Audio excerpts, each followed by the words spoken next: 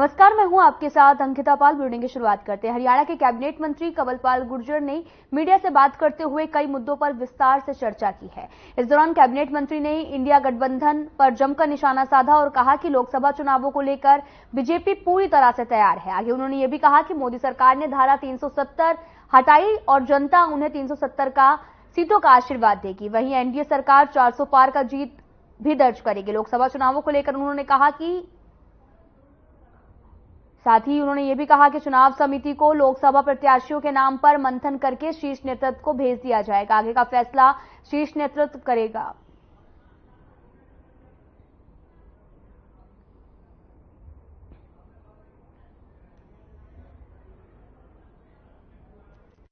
ये लक्षण तो उसके चलने के हैं नहीं। अब देखो क्या चलता है। काफी लोग छोड़ के चले भी गए और आने वाले टाइम में मुझे लगता है कि और भी लोग छोड़ के जाएंगे। तो इसमें नहीं, देखिए ये तो कोई निश्चित बात नहीं है कि विधायक आएंगे नहीं आएंगे। हो भी सकता है। अभी तो हाईकमान ने फैसला करना। कुछ विधायक भी ऐसे हैं जो चुनाव लड़ना चाहते हैं एमपी का, तो पार्टी क्या फैसला करती है विधायकों के पक्ष में करती है, या जो हमारे पहले जो हमारे एमपी रहे उनके पक्ष में करती है, या नया कोई कैंडिडेट लेगा। ये तो हाईकमान का फैसला है, वो जो भी विचार करेगा तो उसके बारे में मैं क्या बता सकता हूँ। लेकिन निश्चित तो कुछ भी नहीं है। ये भी फाइनल नहीं है कि सारे सीटिंग बड़ों को मिलेगी, कुछ सीटिंग बड़ों को मिलेगी।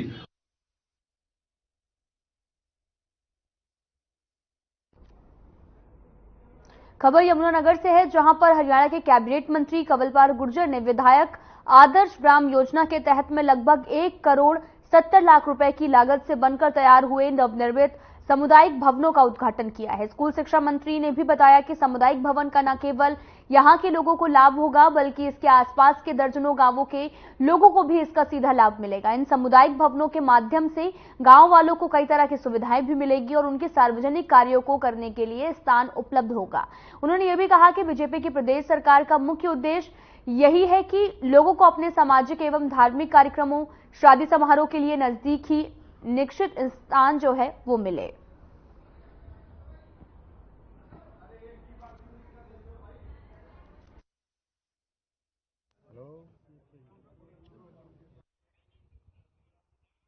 देखिए, 2 मैरिज पैलेस बन के तैयार है और इससे बहुत बड़ा लाभ होगा।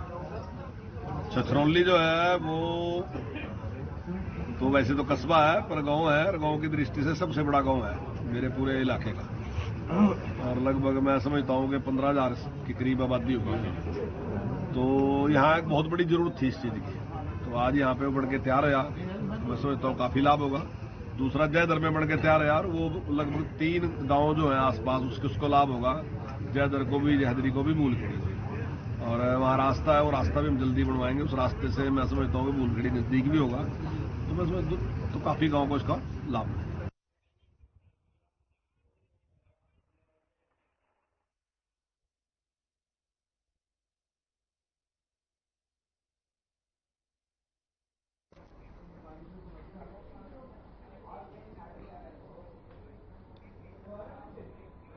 हिमाचल प्रदेश में राजनीतिक उठक-पटक कम होने का नाम नहीं ले रही। भूपेंद्र सिंह हुड्डा ने प्रदेश में राजनीतिक संकट खत्म करने की भी बात कही है, लेकिन विक्रमादित्य सिंह ने 6 बागी विधायकों से मुलाकात कर इन बातों पर फिर से सवाल खड़ा कर दिया है।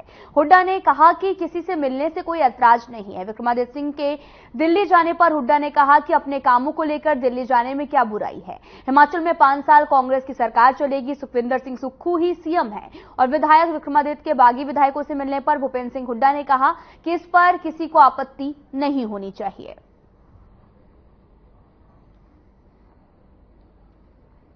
जो फैसला लिया तो वहां पर देखिए, वहां जो हुआ, पहले हमारा उम्मीदवार राज्यसभा में जो अभिषेक सिंह जी के समय 6 वोट हमारी पार्टी की वो विरोधी कैंडिडेट के पास गई। बड़ा दुर्भाग्यपूर्ण हुआ वो, क्योंकि हिमाचल की संस्कृति में कभी नहीं सुना मैंने। हिमाचल में तो जो बात है वो है रहती है। फर्स्ट टाइम हुआ ऐसा। तो जो उसके बाद स्पीकर ने जो फैसला लिया, तो वहां पर जो आपस में मतभेद थे थोड़े मोटे, वो हमने प्रयास किया, दूर हो गए, आपस में उनकी बात कराई है। और अब जो है मजबूती से लोकसभा का चुनाव लड़ेंगे करते हैं। प्रतिभा सिंह जी ने बोला है नहीं, किसी ने नहीं कहा, किसी सरकार ने ये कहा था कि पूछा था ये सवाल, हाइपोथेटिकल सवाल था। मैंने कहा भाई वो कहने भी किसकी है, मगर ये चीफ मिनिस्टर है, और बल्कि एक ने पूछा था कितने साल, 5 साल, मगर ये हाइपोथेटिकल सवाल है, आज के दिन चीफ मिनिस्टर यही है मजबूत करने में। पत्रकार ने प्रतिभा सिंह से सवाल किया कि ऑब्जर्वर अब उनके सवाल का उनसे पूछो, मेरे सवाल मेरे पूछो। तो दूसरे को किसका क्या सवाल करता है? पार्टी की सरकार रहेगी, हमने यही कहा, कांग्रेस पार्टी की सरकार रहेगी 5 साल।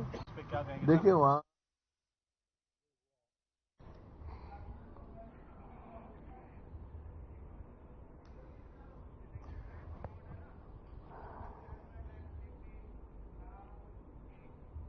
हरियाणा के अस्पतालों में ड्रेस कोड नियम लागू हो गया है। प्रदेश सरकार के आदेश पर इस व्यवस्था के लिए यूनिफॉर्म भी डिजाइन करवाई गई है कि हरियाणा के स्वास्थ्य मंत्री के क्षेत्र अंबाला में यूनिफॉर्म कोड का पूरा असर भी दिखाई देगा। अस्पताल का ज्यादातर स्टाफ यूनिफॉर्म पहने दिखाई देगा। स्वास्थ्य विभाग की तरफ से लागू नीति के मुताबिक अस्पताल के पुरुष कर्मचारी अपने नाखूनों का ध्यान रखने के अलावा हेयर स्टाइल का भी विशेष ख्याल रखेंगे। इसके भी निर्देश दिए गए हैं।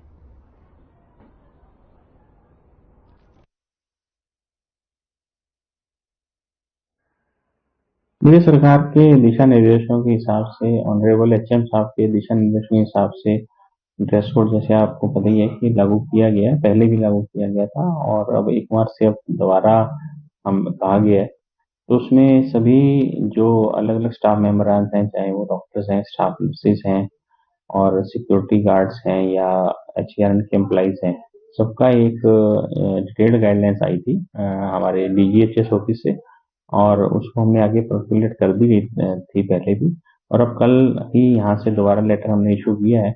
इसमें सभी को ये कहा है कि आप जो भी निर्धारित ड्रेस कोड है सभी कैटेगरी से, चाहे वो मेल्स हैं या फीमेल स्टाफ मेंबर्स हैं, उसका सख्ती से पालन करें।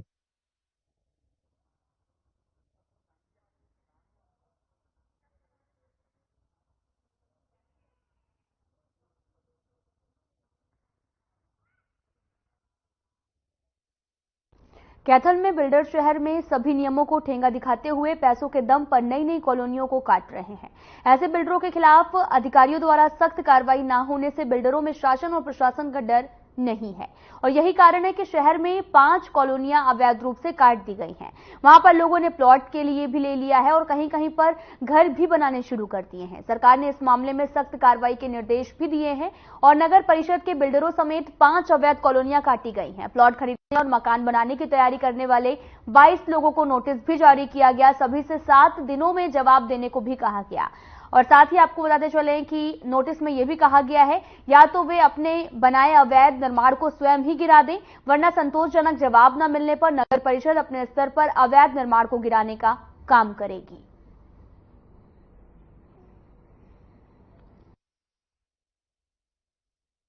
कार्यकारी अधिकारी नगर परिषद कैथल।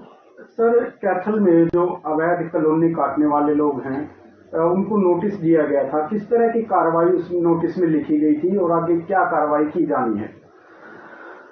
नगर परिषद की सीमा के अंदर जो भी अवैध कॉलोनियां विकसित हो रही थी उसके बारे में मैंने डीटीपी को भी लेटर लिखा था, क्योंकि सबसे पहले कार्रवाई उन्हीं की बनती है।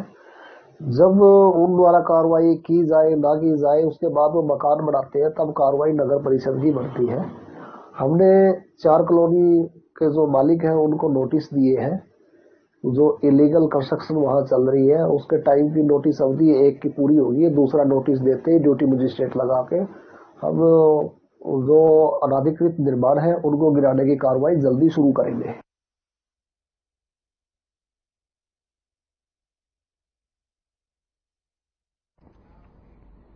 भारत देश गेहूं के उत्पादन में विश्व में दूसरे नंबर पर आता है। विश्व में पहले नंबर पर गेहूं उत्पादन में चीन का नाम आता है, जिसे 2022-23 में 134 मिलियन टन का उत्पादन किया था। भारत ने 2022-23 में 110 मिलियन टन से ज्यादा का उत्पादन किया था और विश्व में दूसरा स्थान हासिल किया था। और इस साल भारत सरकार के द्वारा भारत में 114 मिलियन टन उत्पादन करने का टारगेट भी रखा गया है, जिससे आपको बताते चले कि गेहूं विशेषज्ञों के द्वारा भी बताया जा रहा कि इस बार हम आसानी से 114 मिलियन टन उत्पादन गेहूं का अपने देश में करेंगे और ये अब तक का हमारे देश का सबसे बड़ा रिकॉर्ड बनेगा। गेहूं एवं जौ अनुसंधान संस्थान के डायरेक्टर डॉक्टर ज्ञानेंद्र सिंह ने भी जानकारी देते हुए बताया कि हमारे देश में पिछले 33 मिलियन हेक्टेयर भूमि पर गेहूं की बिजाई की जाती है, जिसमें हमने 110.6 मिलियन टन उत्पादन किया था और हम इस साल 114 मिलियन टन उत्पादन पूरे देश में गेहूं का करेंगे। ये अब तक का सबसे ज्यादा उत्पादन होगा और इससे पहले भारत में कभी गेहूं में इतना ज्यादा उत्पादन नहीं किया गया।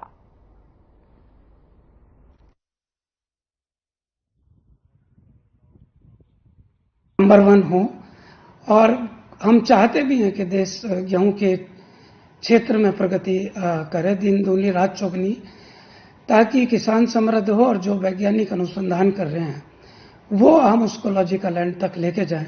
निश्चित रूप से हम चाहते हैं कि हम नंबर हों, लेकिन कम होंगे ये थोड़ा कहना अभी मुश्किल है मेरे लिए। नहीं, जो हमारी स्ट्रेटजी जो मैंने अभी आपको बताई कि हमारी जो स्ट्रेटजी है वो है देश के प्रोडक्टिविटी को, उत्पादकता को बढ़ाना। अभी हम 3.5 टन मतलब 35 कुंटल प्रति हेक्टेयर हमारे भारत का जो। नफे सिंह राठी की हत्या मामले में कांग्रेस राज्यसभा सांसद दीपेंद्र हुड्डा का बयान सामने आया है। दीपेंद्र ने बदमाशों को नसीहत देते हुए कहा कि बदमाश या तो अपराध छोड़ दें या फिर प्रदेश। अगर हरियाणा में हमारी सरकार बनती है तो हम अपराध छुड़वाने का काम करेंगे।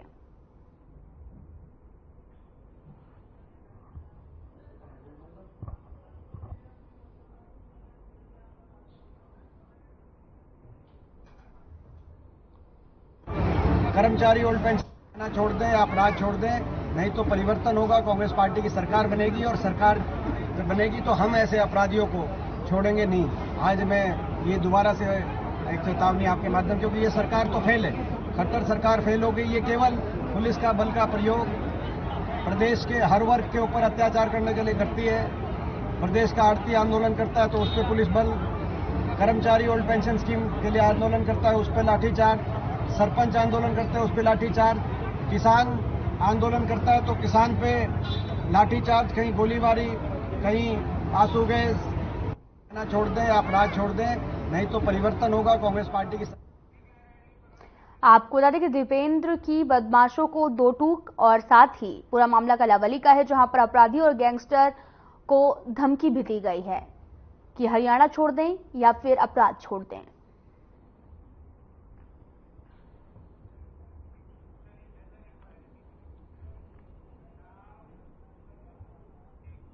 इनेलो प्रदेश अध्यक्ष नवे सिंह राठी हत्याकांड में आरोपियों से आज पुलिस पूछताछ शुरू कर देगी और बहादुरगढ़ की लाइन पार थाना पुलिस ने आरोपियों को नोटिस भी जारी करते हुए पूछताछ के लिए बुलाया था।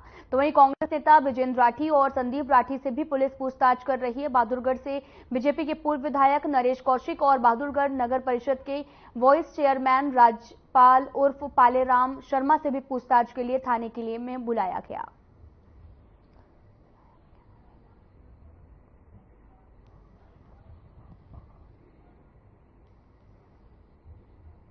ऐसा है, जो 3 दिन पहले हमारे यहाँ जटवाड़े में श्री नफे राठी जी की अज्ञात आदमियों ने हत्या कर दी, उसके लिए कल एसएचओ साहब का नोटिस आया था कि भाई आपका मृतक के परिवार वालों ने शंका जाहिर करी है, तो उस नोटिस पे आए थे आज। पुलिस वालों ने किस तरीके के सवाल किए? पुलिस वालों ने यही सवाल किया भाई हत्या से रिलेटेड, भाई आपका उनसे क्या वास्ता था, क्या था। उसके लिए हमने उनको सारी तसल्लीबख्श जवाब दिए कि जब भी आप हम बुलाओगे हम तैयार हैं हर तरह की।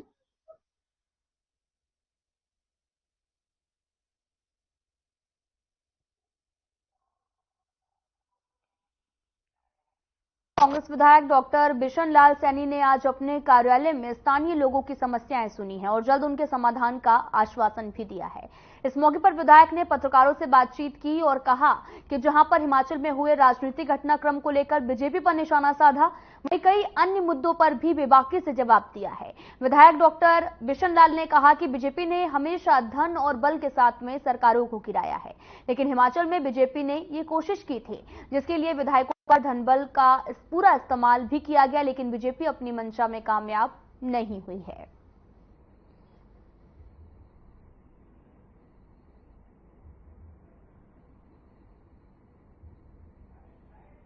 वाकई में कोशिश की गई थी सरकार को गिराने की। पहले भी कई जगह पर सरकारें गिराई गई हैं बीजेपी के द्वारा, और यहां भी कोशिश थी, लेकिन सरकार बच गई। धन बल सारी जगह इस्तेमाल हुआ, एमएलए को धन भी दिया गया, बल से भी काम किया गया, लेकिन सरकार बच गई। मानता हूं कि जो विधानसभा है वो एक एमएलए के लिए बहुत अच्छी चीज होती है। वो अपनी बात को अगर सरकार पूरा ना करे, कहां रखेगा? विधानसभा के अंदर रख सकता है, अपनी बात को बोल सकता है।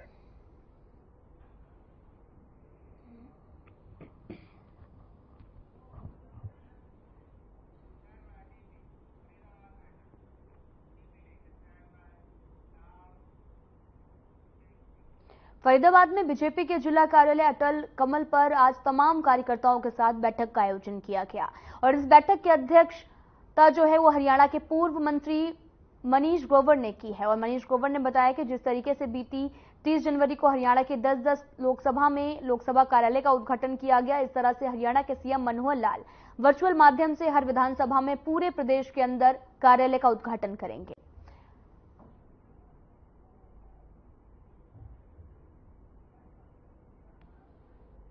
कल हमारे पूरे हरियाणा के अंदर जैसे 30 जनवरी को पूरे प्रदेश में 10 लोकसभा का कार्यालय का उद्घाटन हुआ था, ऐसे ही कल 90 की 90 विधानसभा का पूरे प्रदेश के अंदर माननीय मुख्यमंत्री जी ऑनलाइन द्वारा कार्यालय खोलेंगे। एक तो ये कार्यक्रम कल रहने वाला है और 4, 5, 6 4 को रहेगा अपना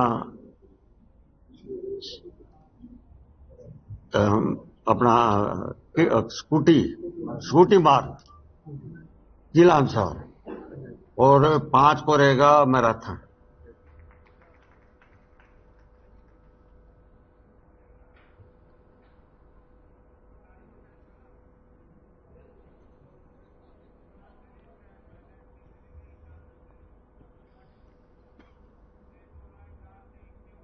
हिसार के लघु सचिवालय में सेक्टर 14 की बस्ती में रहने वाले लोगों ने प्रदर्शन किया है। इस दौरान महिला, बच्चे, बुजुर्ग समेत अन्य लोग प्रदर्शन करने पहुंचे। रमन आशुतोष ने भी कहा कि उनकी बस्ती को प्रशासन ने बिना नोटिस दिए गिरा दिया है, जिसके कारण उन्हें काफी दिक्कतों का भी सामना करना पड़ रहा। प्रशासन द्वारा 100 झुग्गियां भी गिरा दी गई हैं, जिससे गरीब लोगों को दिक्कतें भी हो रही हैं।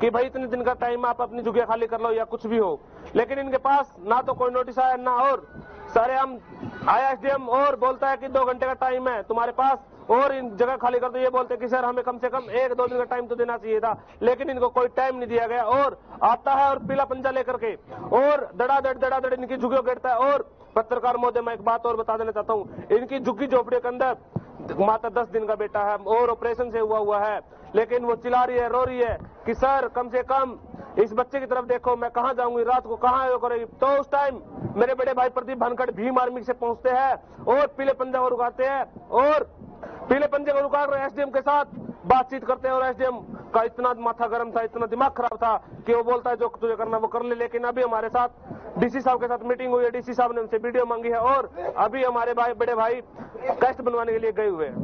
लगभग 400-500 आदमी प्रदर्शन में है। कल 10 बजे करीब जेसीबी लेके पहुंचे नगर निगम वाले और कहा कि तुम्हें 2 घंटे का टाइम मिलता है और 1 बजे करीब जेसीबी उन्होंने चालू कर दी। कई झुग्गियों में सामान भी दब गया, तोड़फोड़ हुई है, नुकसान काफी है, जिसमें 2 बच्चे अभी कुछ 8 दिन का है और एक 10 दिन का है, जिसमें एक बच्चा बड़े ऑपरेशन से हुआ है, एक नॉर्मल हुआ है। और ऑपरेशन वाली लेडीज ने कहा बताओ मैं इस बच्चे को कहां लेके जाऊं, मेरी झुग्गी तो छोड़ ही दो। मगर निगम वालों ने कहा जी हमें तो कोर्ट का आदेश है, हम तो इसको फाड़ेंगे।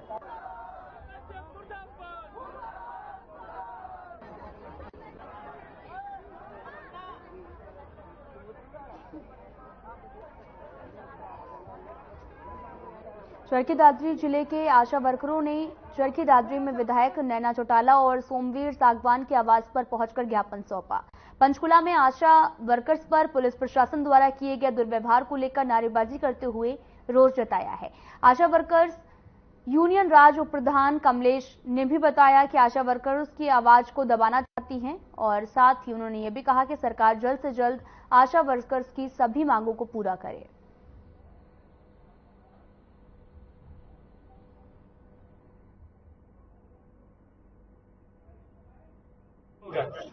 आप लोगों का आशीर्वाद है और जब आप लोगों का आशीर्वाद है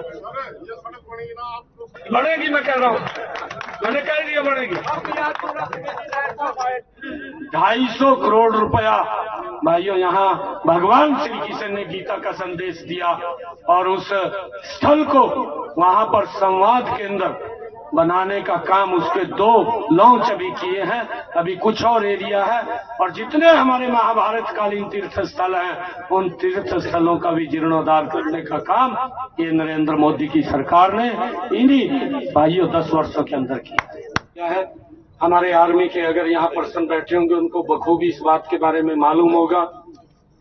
नॉर्थ ईस्ट के अंदर बोडो का एक बड़ा सरकार के साथ संघर्ष चलता था, उसके अंदर हमारे आर्मी के जवान मारे जाते थे, लोकल पुलिस के मारे जाते थे और उस संघर्ष के अंदर आम नागरिक भी मारे जाते थे। हजारों की संख्या में हर वर्ष लोग बेमौत मारे जाते थे, समाधान नहीं हो रहा था। उस समस्या का समाधान अगर किसी ने किया तो नरेंद्र मोदी जी ने किया है भाई, उसको लेने की बात करेगा उसको।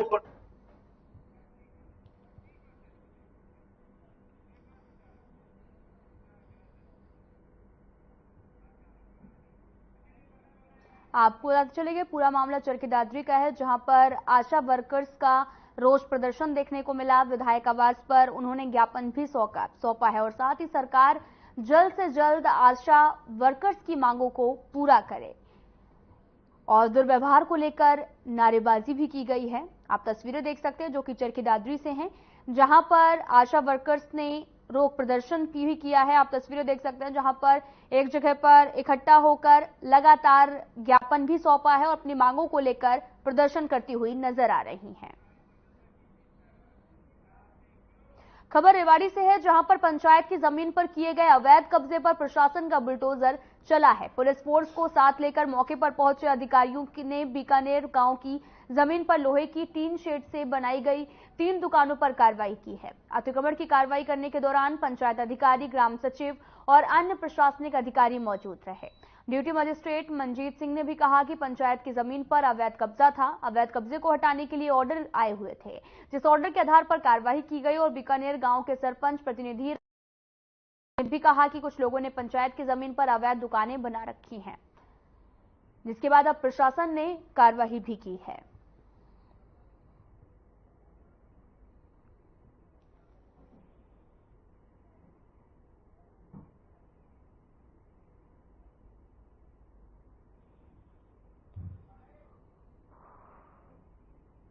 यहाँ पे कुछ पंचायती जमीन के ऊपर कब्जा कर रखा था और इसका जो डिपार्टमेंट प्रशासन की तरफ से मजिस्ट्रेट के ऑर्डर आए और उस पर कार्रवाई। आप यहाँ पे ड्यूटी मजिस्ट्रेट लगाए हैं, अभी क्या कुछ कार्रवाई करी है? कितने खोखे गिराए गए? यहाँ पे ये 3-4 खोखे थे, वो तीनों चारों गिरवा दिए। कार्रवाई हो चुकी है प्रशासन की तरफ से। हाँ ऐसा ही वार्ड नंबर 23। अभी ये जो कार्रवाई हुई है कैसी देख रहे हैं? ये कार्रवाई अच्छी हुई है, सरपंच ने, बीकानेर वाले ने अच्छा काम किया है। पंचायती में कब्जा था इनका नाजायज, इनके लिए अच्छा काम किया है सरपंच। इस तरीके की अगर कार्रवाई हो तो गाँवों में कब्जे हटे हुए मिल जाएंगे। कब्जा ये अच्छी चीज तो नहीं, हटना चाहिए। गांव समाज की पंचायत की चीजों पे ऐसे कब्जे करेंगे तो हम गलत प्रभाव से देखा जाएगा गांव को। इसलिए अपने अच्छे तरीके से इन कामों को किया जाए। सरपंच साहब अच्छा काम कर रहे हैं। सर ये ग्राम पंचायत बीकानेर की जमीन थी और ये जमीन जो है ना गाँव वालों ने, दूसरे गाँव वालों ने जो है ना खोखे डाल करके कब्जा कर रखा था और किराया भी ले रहे थे उसके ऊपर से, और एक अनऑथराइज काम था। और गांव हित में मैंने जो है हमारी पंचायत ने, ग्राम पंचायत बीकानेर ने आज ये का कब्जा हटवा दिया है और हमने कब्जा ले लिया है ड्यूटी मजिस्ट्रेट के थ्रू। और ये सारे गांव प्रशंसा कर रहे हैं इस काम की कि भाई ये काम बहुत बढ़िया किया। और